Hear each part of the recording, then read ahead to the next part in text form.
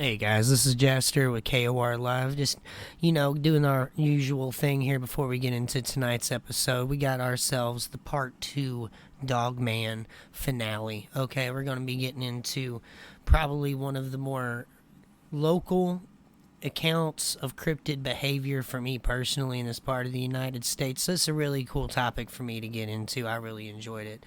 Now, that being said, y'all, we really appreciate everybody coming by, liking, subscribing, sharing, talking about it, commenting, all that good stuff. Really appreciate everything you guys are doing for us.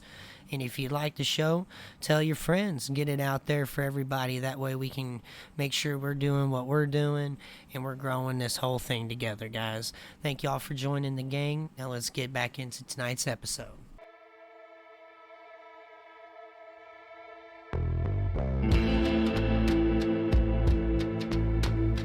Welcome to Core After Hours, the almost famous show where we have only the finest of finest things coming to you live from our boat on the river. It's me, Zari Iwakura, and I have with me Jaster Lanewind. How's it going, everybody? And Kaiden Orellan. Hello, hello. We're here to finish up our talk about Dogman, mainly because the part of the discussion we got into centered around a rather lengthy tale and a subject that needs a little bit of reaching. At the end of the last episode, we briefly flirted with talking about the LVL and how weird of a location it is in terms of cryptozoology, the fact that both Squatch and Dogmen frequent the area, and that there is a denoted territory difference between them, that neither of them cross over. But there's some other incongruences we gotta talk about before we talk about the big story that I complained about not being able to find any good sources for. And it's the fact that, well, the LBL was inhabited for a long time before the government cleared off people off the land. And as a result, there are graveyards of people who used to live there. There's military graveyards. There's also Native American graveyards as well. So it's a very spiritual area for a lot of people. And, of course, it's also really, really pretty and dense. Yeah, it's right. Like that part of the state is basically like North Carolina. Like, you're starting to get into the area around Appalachia, the Smoky Mountains, you know what I mean? Mm-hmm. It's a veritable jungle down there.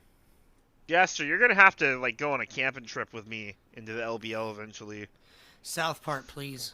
I'd rather find Squatch. Yeah, we'll go to the south part of the park, and then I'll free ball it in the north part. Yeah, I'm kidding. I never saw him again. and then Kaz was never seen again. So we're talking about the LBL now, and we have to talk about the massacre at the Land Between the Lakes. This is an alleged killing of a family of 4 that allegedly happened in the early 80s. I believe 1982, April 1982, something around there. The version that I have here is one that is a second-hand account, and it is written in an informal first-person perspective, where the narrator is telling the reader what they were told, which is part of one of the reasons I don't find this account all that good, because, well, first off, it's already secondhand, and it has someone else's voice in an account where they were not present for the events that allegedly occurred. Right. So I'm already pretty skeptical of it. As you guys know, even though we are cryptid enthusiasts, we do try to, exercise caution and skepticism before we jump to conclusions around here.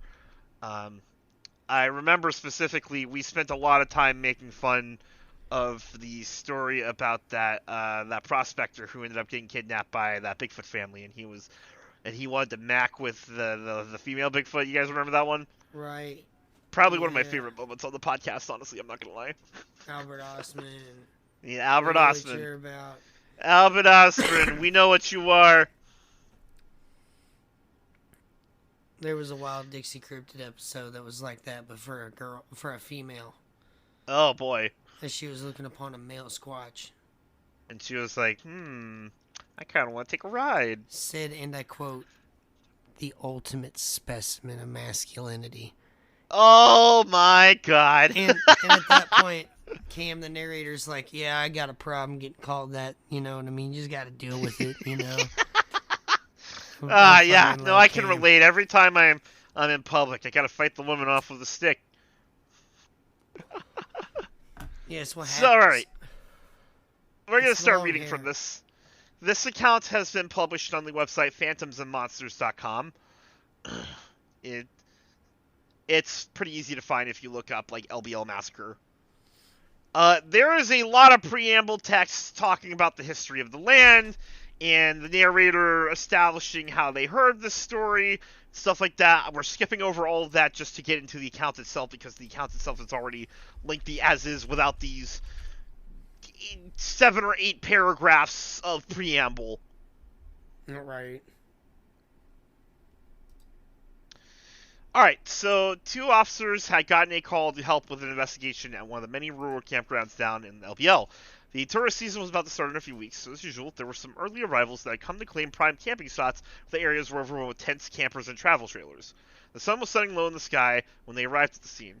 Several other official vehicles were already there, and there were many more to come as they would soon find out. Many coming from other counties, and a few coming all the way from another state.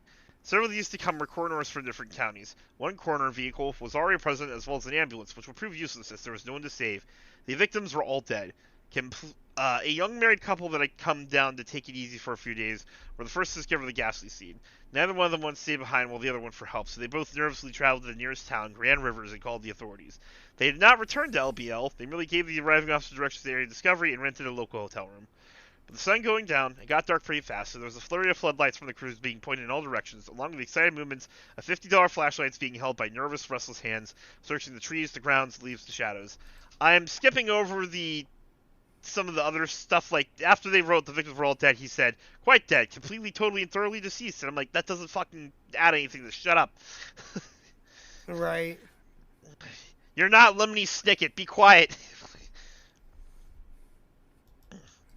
There was a parked motorhome at the site, its frame being lit by a campfire close by. A fire that had almost went out on its own, but had been rekindled by the new crowd of men in uniform so they could have more light. The front and back doors to the home were open, one of the doors hanging by one hinge in a crooked slant.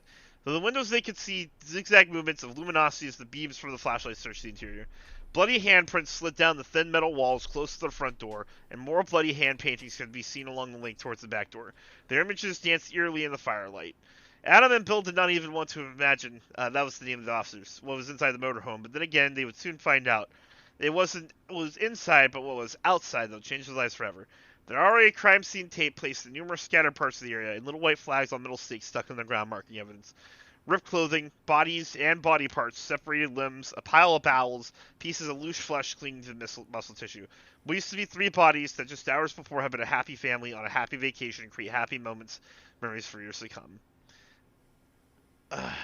A murderous rage had taken place, one so abhorrently appalling that there were few witnesses to the scene, kept their composure, and held their recently eaten dinners down. At first sight, the victims appeared to be butchered by some unnameable weapon, possibly an axe or a chainsaw. Upon further inspection, by the first red coroner, the wounds on the bodies were determined not to be caused by sharp instrument, but rather by some piercing claws, and other wounds by some long teeth. Wildcat, bear, wolves. The coroner shook his head in baffled disagreement with each guess from the officers. The claw marks on the back of the father's corpse were distinctively made by 4 long claws with a smaller digit like a thumb on the side. Its span was wider than a man's print, wider and different than a bear's mark, with deep deliberate gouges in the flesh. Rake marks from an angry unknown source trying to grab its prey that was no doubt trying to escape. The wildcat and wolf's theory was dismissed as the open wound marks were much larger than any mountain lion, wolf, or coyote. Whatever did it had a longer snout and more sizable teeth. There were also indications of the larger areas of the bodies of bite marks where the flesh, meat, and bone had been yanked away from them. Like a human who bites into an apple and leaves the impressions, so were the open wounds on these individuals. Bears weren't native to the areas, but the idea that a grizzly had arrived was tossed around. But it was far-fetched, as they would have to travel several states and cross several rivers to get even close to that part of Kentucky. Everyone present was betting on the bear hypothesis anyway, and no one even thought of anything else to cause such a savage attack. It had to be a bear. From the back door of the motorhome, an officer stepped down slowly, holding in his hand some type of garment. It was a small dress that would have fit a small girl of around 5 years old. He informed the onlookers there were more little girls' clothing packed inside the coach. This meant that there was a missing person or an absent body, a member of the family. and thus a new search began. As time went by, additional law enforcement arrived, as well as a few volunteer rescue squad. Groups were spread out in assigned areas to examine and explore. Another coroner arrived to assist in the ID and causes of death, and much later a third one showed up, this one from a nearby state. All types of samples were placed in plastic bags, marked as evidence, and carefully stowed away. As they were packing up what appeared to be one of the father's arms, one of the doctors noticed something wrapped between the dead fingers. Some tweezers slowly untangled a clump of long gray and brown hairs. This too was placed in a bag, marked and put away to be analyzed at a lab later. From somewhere at the nearby woods, about 50 yards from the campfire, a scream was heard. As others arrived, they could see the gleam of several flashlights as the cop was holding his hat in one hand and his light in the other. There was blood on his face, the front of his shirt, and on the brim of his hat. More blood could be seen dripping on him. It was coming from above. High in the trees, the flashlights swung, and there, a very small hand could be seen dangling down from a tree limb way up high, as well as a slender, lifeless leg that still had a white sock on the foot. The missing child had been located. It had been Adam that the blood had trickled upon, hitting his hat first, making him look up, and then feeling the thick, cold fluid sprinkling his face and sliding down his neatly buttoned shirt. How cinematic, am I right? Right. This reads like a story. Yeah. That's part of why I don't like this account. There's so many flourishes by the author to make it a better read and stuff.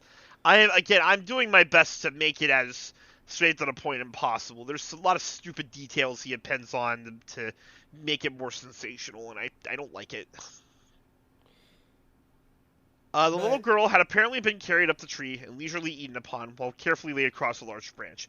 More of the same long gray and brown hair was found sticking in the bark of the tree near her body. What were you going to say, Jaster? No, I was about to push on. Okay. After about 7 hours, most of the officers were sent away as a new team of investigators arrived. They were told not to talk to anyone of the incident, especially not the media. I'm sure that besides the two officers, Adam and Bill, there were others who had to confess what they saw that night, if this whole event ever occurred.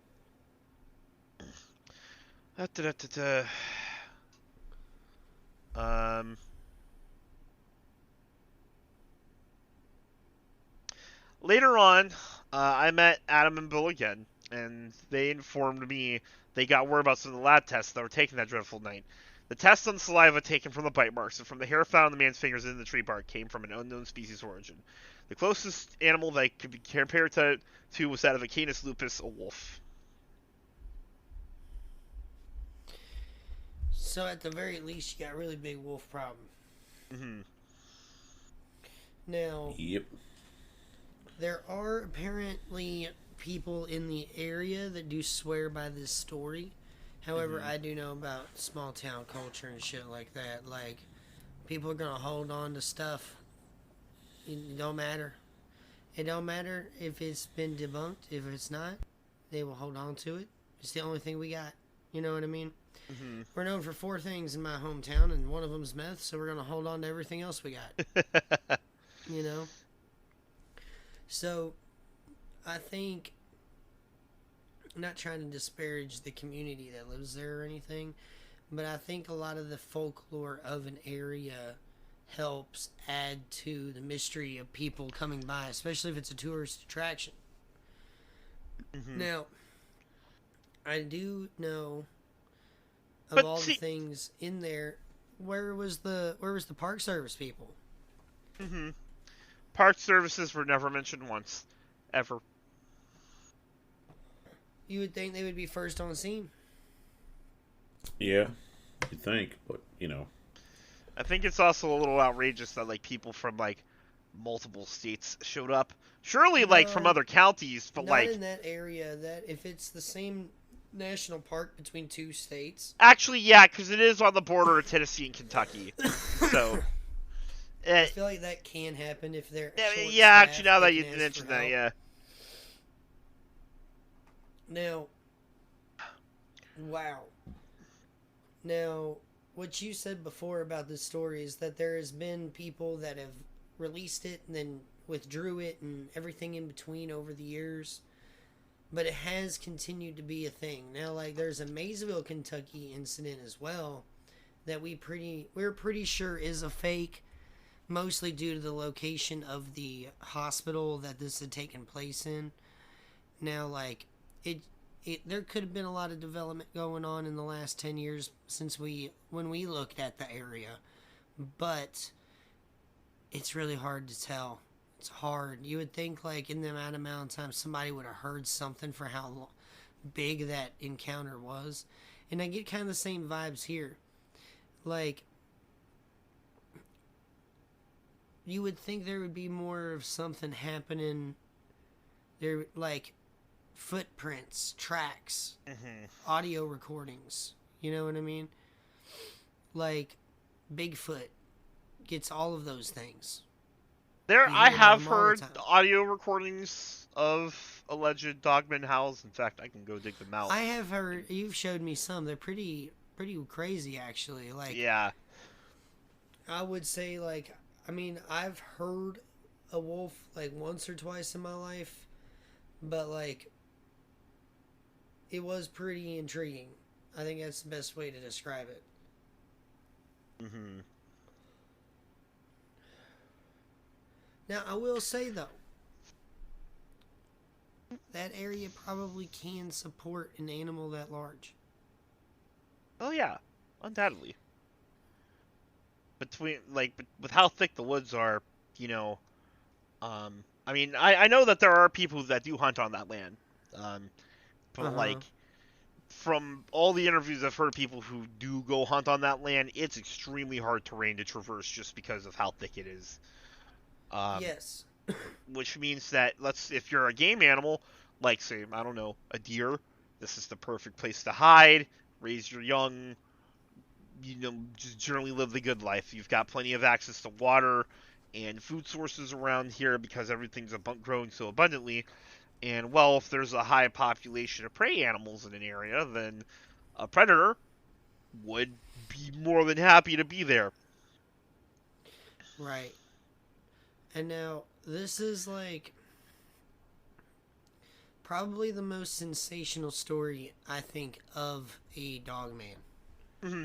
Because it's like, oh, limbs have been flung everywhere. You know, the whole trailer was covered in bloody handprints and smears, and, you know, oh, they found, you know, the little girl's body up in a tree, and, you know, it's like, I toned down the sensationalism in the account that I read, just because, like, reading it, every time I read it, it just feels like an 8th grader trying to push up their word count for their English assignment. Or they keep trying to one-up themselves the next paragraph over. Mm-hmm, exactly, and it pisses me off as, you know, a writer who actually has studied a lot of, like, you know, English, and I was studying for an English degree, right, and it's very pulpy, and while I do enjoy pulp writing, I don't enjoy pulp writing when I'm trying to research something.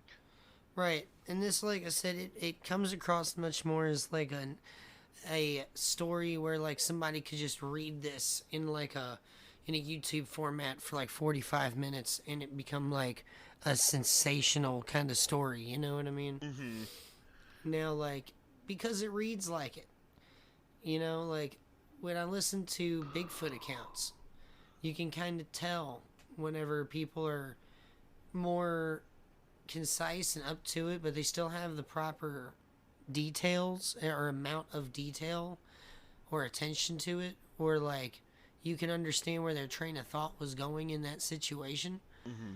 But like, God, these people that are writing some of these accounts, it's like they had a photographic memory. Mm-hmm. They fucking found everything. They figured out it all. Now, like,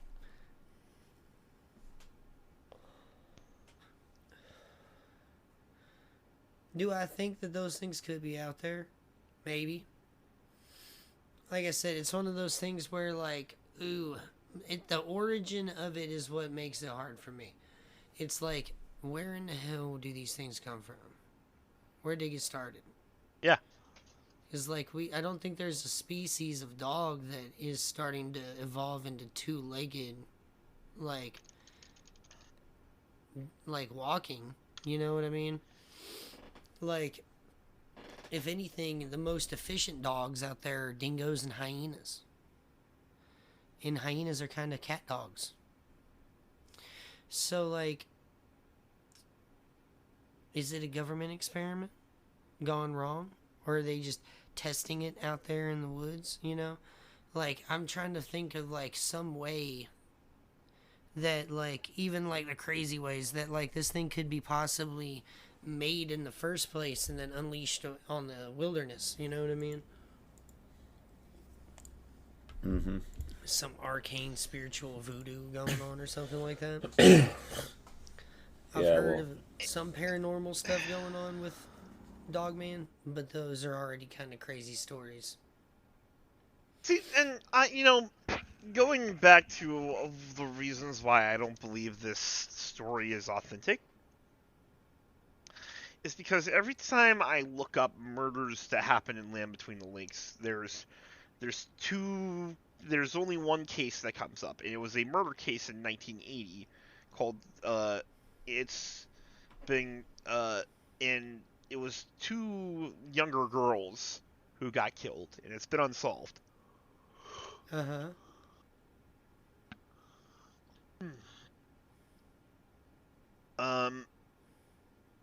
I just I certainly believe that there are things that happen in the Land Between the Lakes, but I think this one is an urban legend, a tall tale. Somebody cooked this up and was like,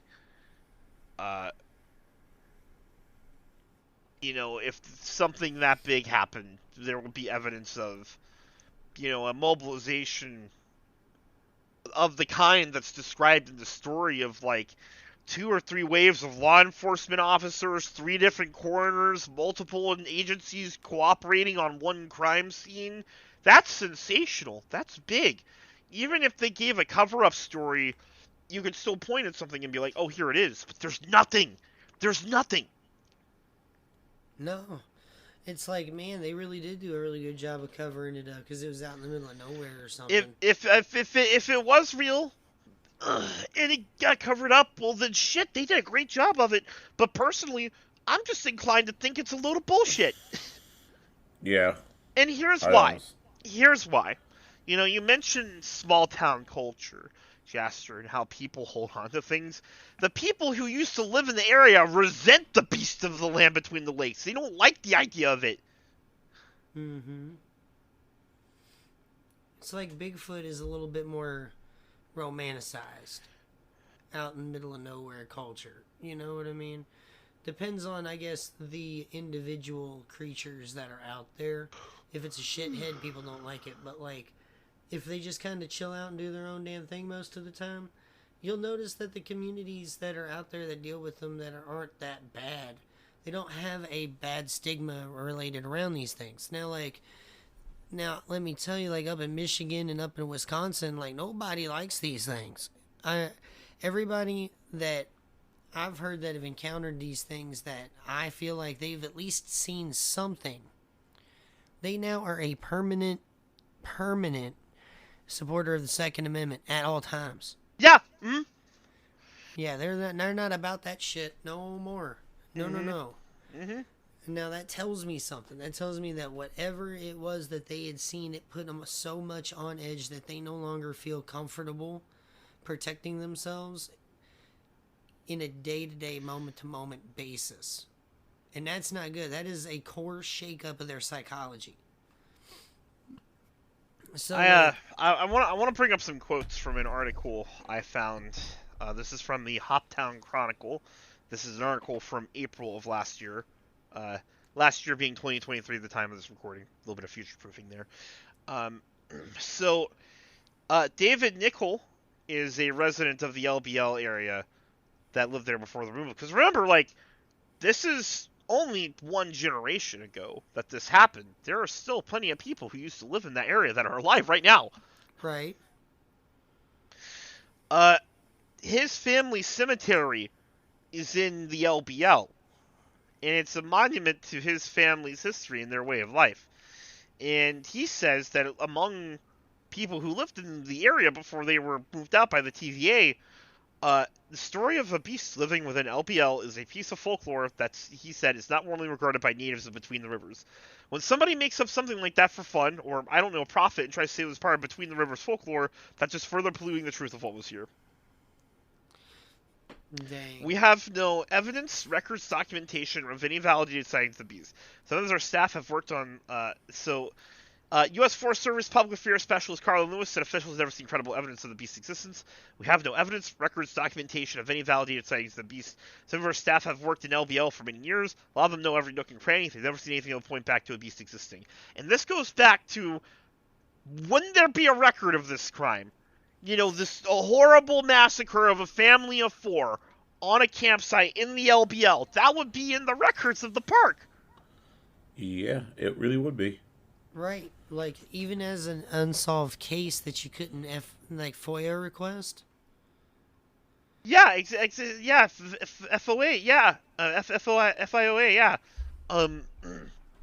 At this point, I believe if there was a case, you could easily make a FOIA, thing. Right, and even to get denied. You would still Right. be able to have something to at least reference for them to at least look up to see if you could get it or not. That's the thing with 411 cases, is a lot of them on federal land are still ongoing investigations. So you can't really FOIA request a lot of these, like, missing 411 cases. You have to go out there and interview people associated with it yourself. And that's what makes a lot of it kind of hard, and why a lot of the people in that content creation space just like to regurgitate what somebody else said, because that's a hard thing to do. Like, I would say Missing Enigma, probably one of the best in that field. I don't know if you know about him, but he's a really good one. And, like, there's only a handful of cases where he would think anything truly paranormal could be going on there. You know what I mean? And so, even with all of those cases, he was able to get a hold of at least somebody in the police department that could point him in the right direction or tell him, sorry, I can't help you. Yeah. Like, in these cases, there's nobody. Nah, I'm less inclined, because, like, in the Beast of Bray Road, there was a fucking werewolf folder. Yeah. Yeah, you know what I mean? Like, the guy It was knew. significant enough that Linda Godfrey spent the rest of her life investigating dogmen and other cryptids. Right. You can't But tell me here- there's something going on here. There's no smoking gun here. There's nothing that points to the idea that there's something more going on. It's just a story, and as compelling of a story it is, that's all it is. And while it certainly fuels the imagination, and it's very vivid and detailed, it doesn't have anything to stand on. Which kind of sucks, because, like, God, Kentucky's really only kind of known for Bigfoot and goat people. You know what I mean? And that's not terrible, but it ain't great. Like, I want more crazy stuff going on here. But, like, no, I would say in this case, I have a hard time believing it, because the police had a hard time believing people coming forward to them. That's kind of the big one on my end, where, like, in Wisconsin, at least whoever it was gave enough of a shit to go out and look into these things, enough to where he could compile a folder. Like, people around here, there ain't nothing. You know what I mean? They can't even, they can't even figure out what they're talking about. Mm-hmm. Not good. Totally. I also think that, and here's the thing, it's not to say that there isn't activity in LBL. I've heard quite a few reports out of the area. I mentioned, hunters in that area. One of the reports I have saved in my stash is of a young man who did some hunting in the area and ran into dogmen a couple of times. So it's not for nothing. They're definitely out there. Are they, breaking into RVs and ripping, soccer moms into ribbons and then, snacking on little girls? No. But they're definitely there. It sounds like, to me, the most dangerous cryptid, honestly, is mountain giants. Because, like, they're rumored to be in the Nahanni River Valley, in Alaska and places, and, like, they always be attacking people. They're always charging people, even the young ones. Now, even though they're even more elusive than the Dogman to find, those, I guarantee you get dropped on one of those things, in the middle of Alaska, like you thought it was a moose, not a moose. Not good. You know what I mean? Like, Yeah. the thing about these, like, at least with the trucker guy, his story at least makes some amount of sense. You know, like, there's some amount of him trying to go back and finding evidence. Now, like, I think in that case, the trucker was talking to the news, and then he mentioned something about a government cover-up, and then the news was like, please go on. Right. This is a good one. Yeah. Yeah. So, like, but unfortunately, I think, personally, that in order for, like, something like this to exist, and there would be no evidence of it whatsoever, there would have to be something covering it up. Because, like, this thing would be snatching animals out of goddamn everywhere. I feel like if there were articles about rampaging bears, or a rash of dog attacks, or something, anything, we'd at least could, quirk our brows and be like, what's this all about? Right. But there's nothing. There's nothing. Mm-hmm. So, and that's always going to... Sorry.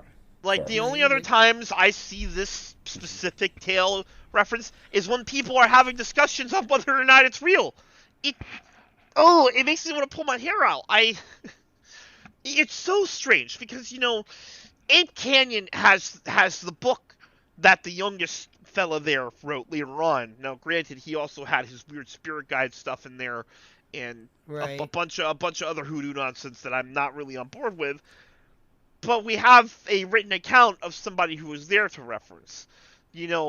Bluff Creek, still the most famous piece of Big footage of all time. What's some other iconic Bigfoot cases that we have at least something tying it to reality with? Footage. We've got the Friedman Davis footage tapes. Yeah, we've like got the Ohio the Cass River tape. Mm-hmm.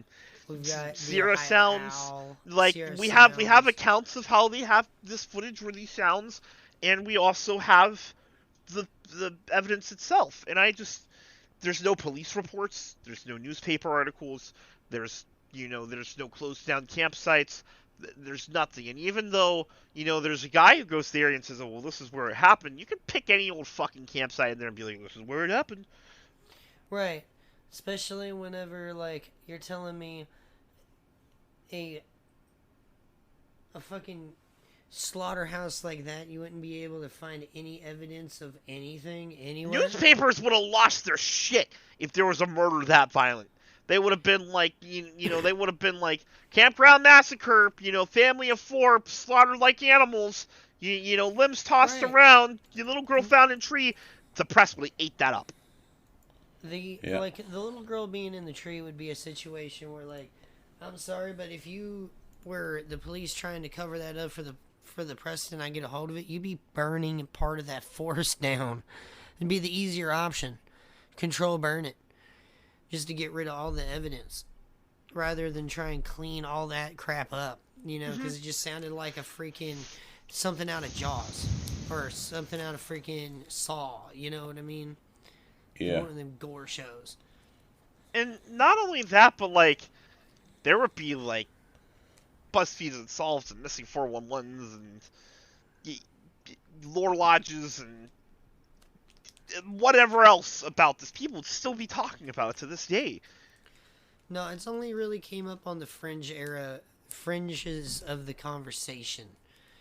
But and it is an interesting that's how thing. you know it's bad, if something is coming up on the fringe of the fringe. Yes. Because, like a lot of people said, like, Bigfoot attacks tend to not be this crazy, right? So, like, I think part of the phenomenon with the beast of LBL is kind of like, okay, there's a dog man, right?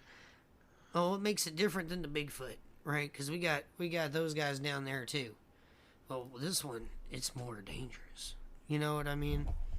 So, like, they kind of build it up from there. There's been, like, all kinds of psychological phenomenon to explain how groupthink kind of affects that kind of a situation when you're starting to make a piece of folklore that you think someone can like get into in the area. Because like, I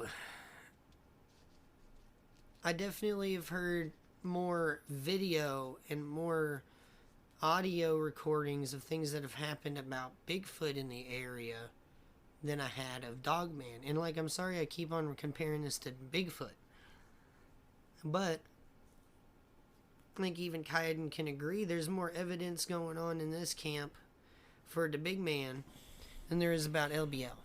Yeah. Mm-hmm. Specifically the LBL massacre. So I know we've kind of been harping on the same point, but like it's something that just drives me up the wall, because in all the years I've been researching cryptozoology, because it's a pseudoscience, so that you don't need a degree to be a researcher, Right. I mean, I still call myself an amateur cryptozoologist because, I don't have the qualifications that would make me a good one, like, say, I don't know, Dr. Jeff Meldrum does, or, Lauren Coleman or Linda Godfrey or anyone like that, but there's usually more. Why is the only written account a second-hand one? Think about the countless amount of people that were there, allegedly there that night. Someone should have come forward by now. It's the same logic as to why the idea that the moon landings were faked is stupid, right? Mm-hmm. Because it would take more effort for that to be fake than just the reality of people made it to the moon. Because in order for the moon landings to have been fake, they would have had to invent a bunch of new film technology and lighting and all sorts of other stuff in order to make it look convincing. Stuff which in reality wouldn't really be a thing for like another 20 or 30 years. The amount of paperwork that goes into a production like that, speaking as someone who has been on some film productions, is ridiculous, because then there's budgeting and then acquisition and all that stuff. There's and then of course everyone involved in that would have had to been sworn to secrecy, but in the amount of manpower it would have taken to pull something off on that scale, someone would break their silence eventually. And considering we are over 60 years, closer to 70 since the original moon landing, I'm pretty sure it's safe to say it was real and you guys are just fucking crazy. And let's put another one on here. Oh crap, I'm getting a call. Keep on going, I'll be right back. And it's the same thing with this LBL massacre. With as many law enforcement agencies as there were there, coroners, medical personnel, everything, someone, somewhere, outside of these two schmoes we're not even sure exist, had to have said something. Mm-hmm. Yeah. And when you said there's that there's nothing, I mean, to me that pretty much seals it that it's just a made-up story. Because, like, if you walked into a crime scene like that, I feel like you'd be traumatized for life. That's something that would haunt you forever. Mm-hmm. And the fact that people can just sit on it is just ridiculous. Yeah, I mean, that would definitely give someone PTSD. Like, the story talks about people, like, throwing up at the sight of it. So if it's enough to make these people vomit, like, immediately, Yeah. So I'm imagining that it's all just made up at this point. I don't think there's a shred of truth to this story.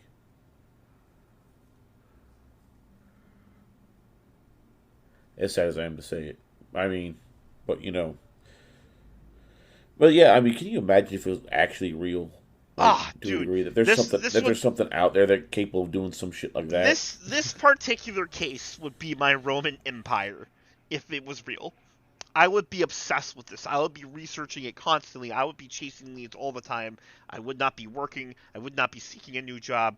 I would not be streaming. I would just spend my time chasing this case and trying to get a definitive answer.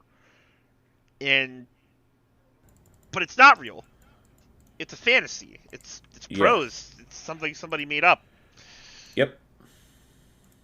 It's do you remember that fact or fiction show with Jonathan Frakes and all the super compilations of somebody saying it was a lie, we made it up, total fiction.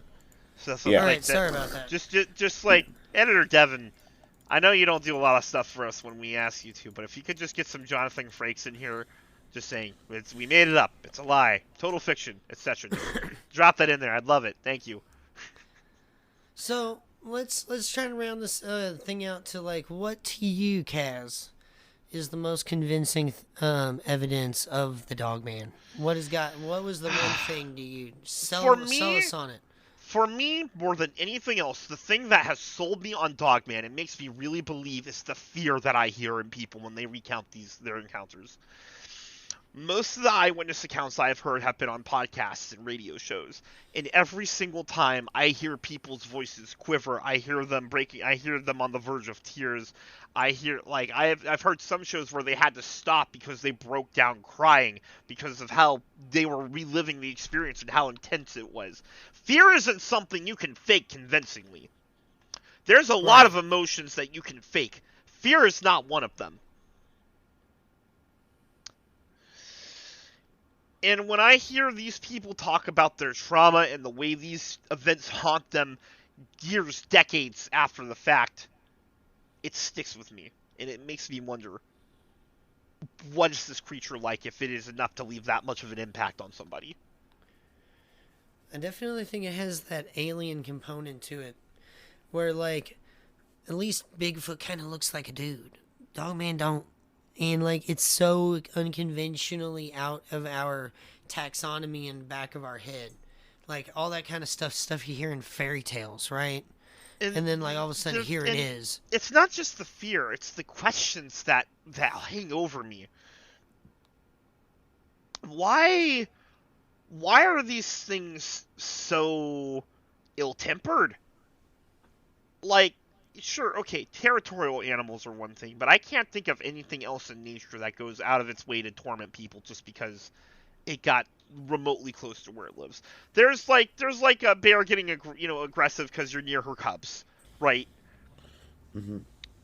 But something chasing you at top speed out of an area because it was there, or just taking personal offense to your existence in a given place is, I don't know, there's something strange about it, that it goes beyond just, I want you to leave because this is where I live.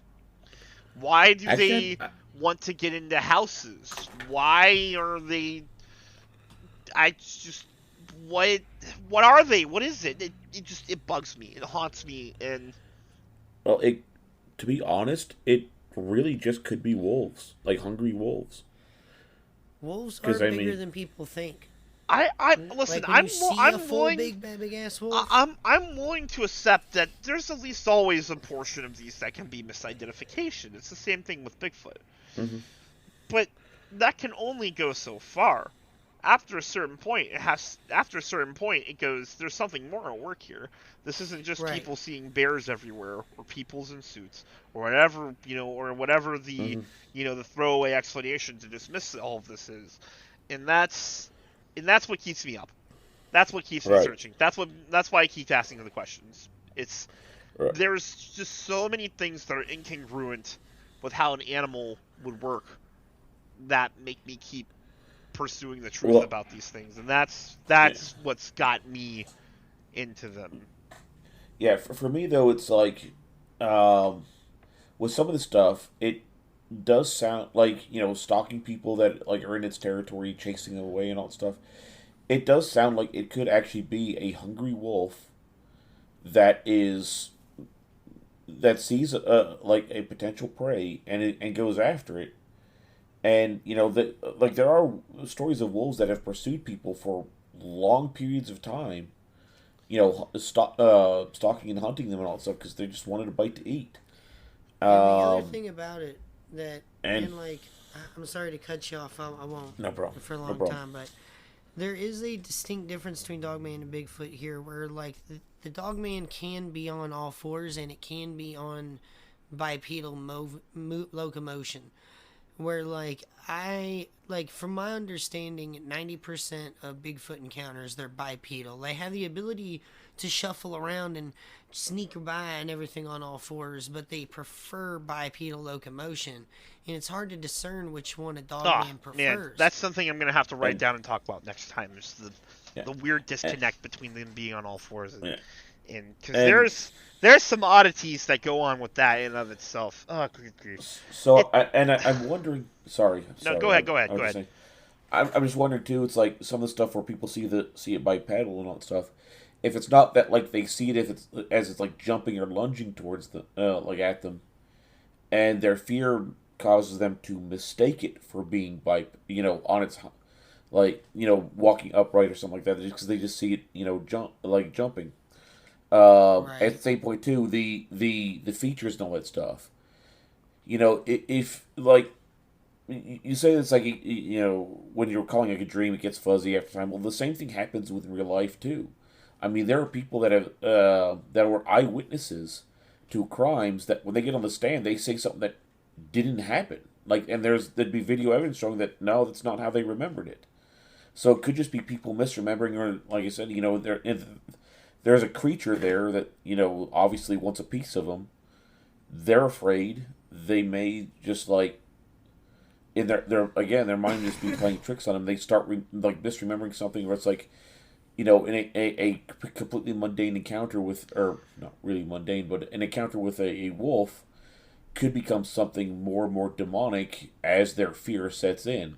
It's just As I too go- widespread. biggest- It's just too widespread for me to accept it just being misidentification. It's too widespread, and the trauma is too real. And the other thing is we do know the range of most all of the North American wolf clans or troops or whatever you want to call them. So like the ranges that we do know of in like places where people are like, no, I have seen them here, are kind of on the outliers of the known ranges. Like I don't really know of many, if at all, accounts of wolves in this area. It's cats. Like now, like I've heard of all kinds of stuff. I've heard of black cougars. I've heard of spotted leopard. I've seen a spotted leopard in Indiana myself. And That was here, crazy. there's one other thing I need to point out to you, Kaiden. Mm-hmm. Okay, Yeah. the range of wolves in North America is drastically reduced from how it has been historically. Yeah. In fact, and while there are certainly wolves in Wisconsin, there are none in Michigan. Yeah, that's true. They used to be, but they were wiped out. Okay, And, that's a like, misstatement. In the majority of Michigan, the main landmass, there aren't. But on the part that sticks off of Wisconsin, there are. At least as of 2019. I'm looking for population maps right now, and That'd be a hard thing for them to cross. what I'm finding right now is that as time goes by, they're being pushed further and further north. I mean, the historic range of the North American wolf used to stretch all the way down into Mexico, but it's like they're mostly up in Canada now, in Alaska. Right. Right. There's Wow. some traces in Idaho and Wyoming and small packs in like Arizona and New Mexico, but like, there are none in Kentucky and Tennessee whatsoever. Mm-hmm. And yet people are still seeing dogmen down there. No, I I've heard agree. plenty of stories from people in Virginia of dogmen. There aren't any wolves there. Yeah. So Well, I mean, it it is what it is. It's like I do know that there are some places where they're actually trying to reintroduce wolves. I don't know if those places are there, but I know, like, there. that's been a really hot button topic. Yeah. Because, like, that predator is not one that you put into an ecosystem lightly. Right. Because it's a 'Cause community animal, you know? Yeah, and I mean, historically, there have been issues where packs of wolves being in places where humans are has led to really bad things. all right. Here we go. I found a somewhat recent population map for wolves in North America. In the Pacific Northwest, there's 392. There's roughly about 392. In the Northern Rocky Mountains, there's about 3,000. In Southwest America, there's about 200. The majority Uh-huh. of the American population of wolves is in the western Great Lakes states and Alaska. In fact, Alaska is where the majority of them are. There's about anywhere from 7,000 to 11,000 of them there. Not fun. There's not enough in these areas for them to account for all the sightings. And Right. especially at the rate that these sightings are coming out. New people come forward practically every day. There are people who make these shows where they record these sightings that don't have enough time of day to tell all these stories. And it's the same problem that Bigfoot has. All right, and I just think mathematically, after a certain point, it just gets to a state where it can't just be misidentification. It can't just be people misremembering. It can't just be people with vivid dreams. There's something to it. For me, it's the Beast of Bray Road. That's the thing that gets me. Is like it shares many commonalities with other more legitimate cryptid investigations. And whenever you got something like that going on where the police have got at least an opinion on what's going on, then you might have something to talk about. You know, of all the things that we were talking about, that I was probably the most curious about making sure we had something was what does the police got to talk about the subject. Mm-hmm. And the more we talk about it, and the more we look into podcasts, we can definitely talk about people that have come forward from law enforcement. But at least the people in charge of the investigation at Bray Road gave enough of a crap to put something down, you know? Yeah. You know, like I said, we've got a whole other layer of crap going on with with all of the national park disappearances and all this other kind of stuff, FOIA requests and getting denied because they're active investigations, all that other kind of stuff. But we do just need to make sure we're keeping our eyes and ears open, because it's a shame that something that's reported on so much has so much less by way of cameras, videos, photos, recordings of the creature. The thing that I love about Bigfoot is that the kind of thing we're only missing is the body. Yep. There's a very strong body of evidence at this point that literally all we need now is a body, and you could pretty much call it real. Dogman, it's just eyewitness accounts.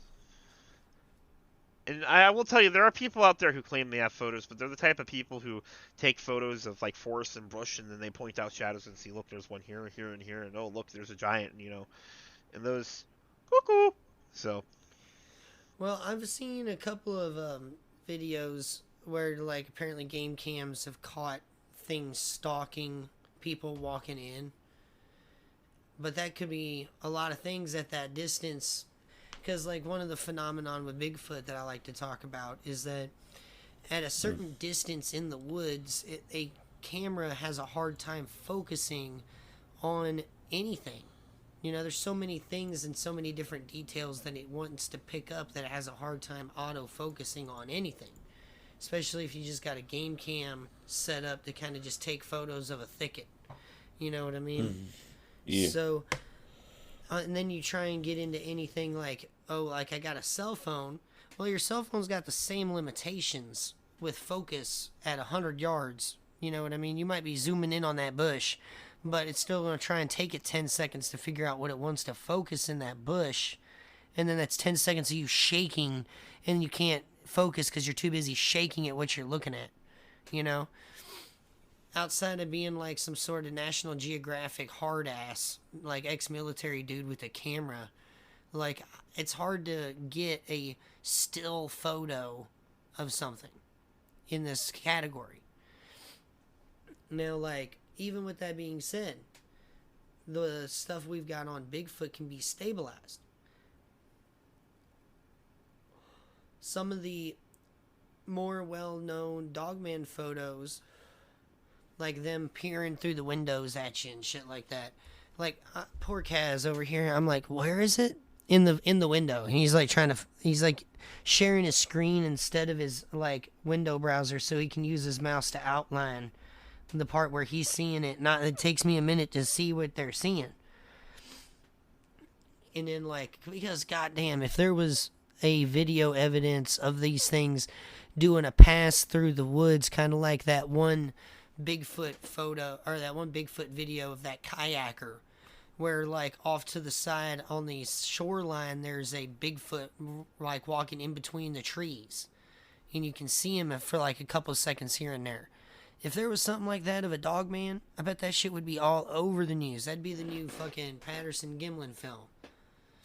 Mm-hmm. Like, and I do and I don't want that, because like, to me, how does this all make sense, right? Like, how do I have this thing that is essentially a giant predatory animal that likes to mess with people wandering around in the woods and no one knows about it?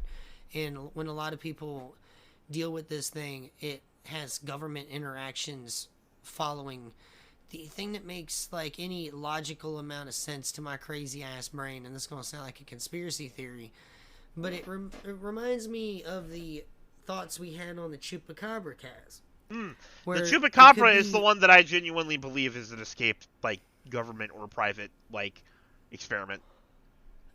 What if it is kind of like some Jurassic Park shit? You know, where we were talking about, oh, these velociraptors used to be great in the government order. No, that doesn't make no sense, right? These things, obviously, couldn't do that, you know? But, think about this. Say we pull it out of Afghanistan, right, like we did? And they already have Bigfoot stories, right? So what if we make something as big, hairy, and mean as a Bigfoot, but you make it a big-ass wolfman that likes to kill and eat things, is only a meat eater, and we drop it in on on areas that are heavy in Taliban presence or whatever. Then why are they in the countryside of America? You know, gotta test them. Would you want to test them and what? spend all that money against what? I would say at least run them. I would say release them, keep an eye on them, see what they do, and then when you got a chance, shut them down, pick them up, and get them out of there. I don't know, because like, at least with Chupacabra, the idea of a genetically engineered dog that was meant to be a hunting dog or something now is I will feasible, say this, because it's just a dog.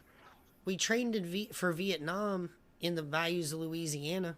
That's not exactly the same place that you would want to drop something, but there's dogman encounters in Arizona in the middle of the desert, and I would think that someone that had the dumb idea of having a biological weapon, that you didn't have to have boots on the ground in the area, you just had to drop this thing off and it would just wreak havoc until it died of natural causes. I would want to drop it in Afghanistan or somewhere like that if I was a crazy, like, mustache-twirling villain, you know? That's the only thing that makes any sort of sense in my brain, from plot A point to B to C to D, you know? But that takes a lot of leaps. I gotta believe in a lot of things to get to that point, which is a hard thing in this whole cryptozoology conversation. Is that, like, with Bigfoot, you don't have to go to B to C to D to E to F to finally get to maybe these things are real. And, like, mind, that doesn't mean that that's not true. Like, there have been government conspiracies proven true, but, like, with genetic altercations, that kind of shit, that's kind of wild. Now, like, we have had genetic splicing and resurrecting things from the dead and cloning things and all that kind of shit happening with gene manipulation. Yeah, but like, gene manipulation is like, we made this rack low, or we made this crop more sustainable. It's not, we made a giant 9-foot killer like wolfman. That's not how that works. Right. But, like, if I was, like, a high-up military dude that was ultra corrupt and shit, I would be looking at that shit in the paper and be like, money. You know what I mean? I don't know.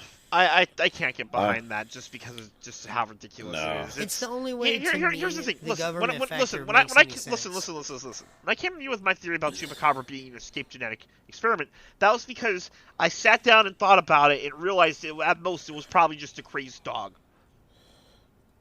Because I of mean- how Right. small it was, the way it would attack goats, and all that kind of stuff. It was probably a crazed dog that somebody slipped, and then they came out, they got their kill team, they got rid of it, and then that was that. You can't do Yeah, that with a giant pissed off 9-foot wolfman because it's not a dog. And there's No. and in comparison, Puerto Rico is one fucking island. We're talking about the entirety of the United States here, and the vast, vast, vast amount of undeveloped land that these things are running around in. It's True. unfeasible. Yeah, I think I honestly I think that like the whole like the military's secretly genetically creating like monsters to fight their battles for them. It only happens in movies and books. Yep. Well, I'm there sorry. was that I don't. Russian, that Soviet Union project that failed. They did look into it, but it failed. Like, I mean, Because it didn't go anywhere.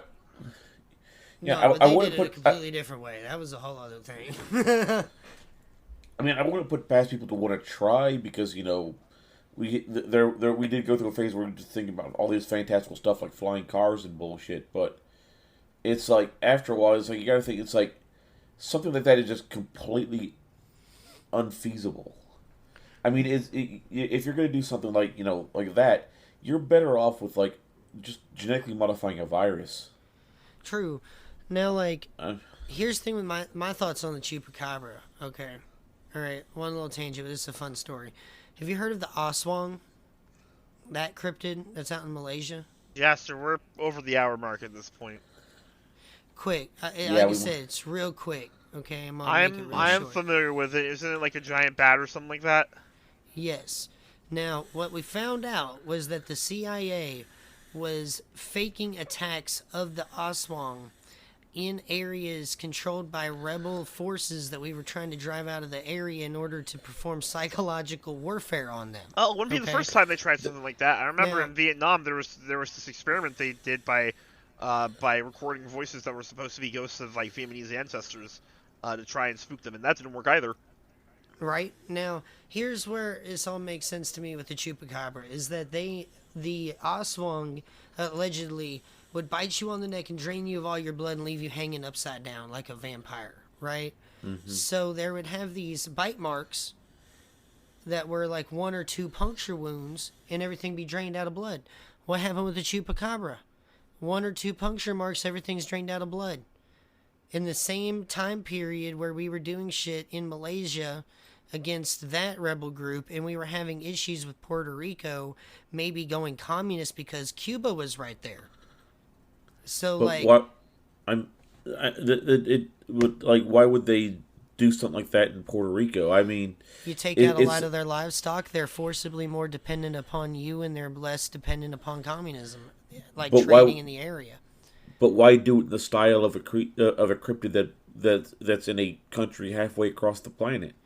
No, like I said, it's Yeah, a it- weird it- connection because they both have the same MOs of death. I don't see where you're That's taking what this, gets bro. me. I genuinely don't. I'm- No, like I said, they had the same MOs. The puncture wounds drained out of their own blood and shit, the same time period. There's a connection there. There's a correlation, not a causation, not a true connection, but it's interesting. It's like, Yeah, I it was sitting there just- thinking about it. It's like there's a commonality going on there. Yeah, I mean, just because the two things look the same, I don't buy it, to be honest. That's a hard stretch. But either way, It's a we're wild getting. time. I think we're getting close to the allotted time limit here. Right?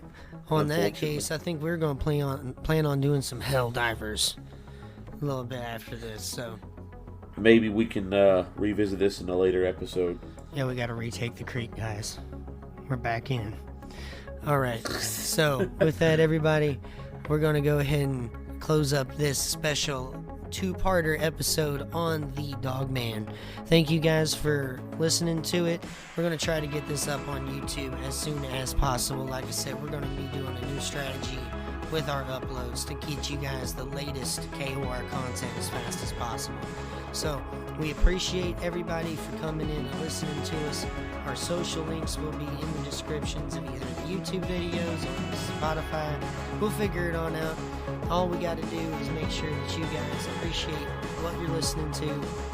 And all you guys got to do is hit us with a subscribe, a like, a follow, whichever platform does whatever. Alright, you guys have a wonderful night and try and sleep well. Because this would be a great and terrible thing to find outside your door at night. Hopefully you don't. You guys have a good one. Bye-bye. Bye-bye. Bye bye.